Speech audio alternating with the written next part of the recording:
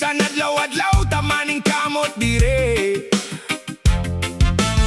Ang pobre sigig antos sa kagutom, samtang ang kurakot nagkatawa sa palasyo nilang bulawanon. Mga saad puro ra istorya, kung eleksyon na murag atong higala. Pero human sa boto mawala ra dayon ang katawan bilin sa kasakit ug kapait karon. Pero di ta magpabiling hilom, kayang tinuod dili dapat malubong. Kung maghiusa ang katawan karon, mabawi nato ang nasud nagiilad sa panahon. Bangon mga katawan, bangon Pilipino, ayaw tugoti nga ang atong kaugmaon. Mapildi sa ilado, barog para sa hustisya ug kamatuoran, kayang nasud dili para sa mga hakog nga tao lamang.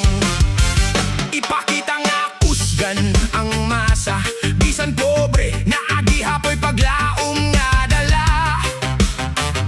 Kung magtinabang ay mabago ang dalan, nugang Pilipinas mulambo pag-usab. Daghang kabatan-onan walay trabaho, ang ginikanan gikapoy nagpangitag kwarta para lang mabusog.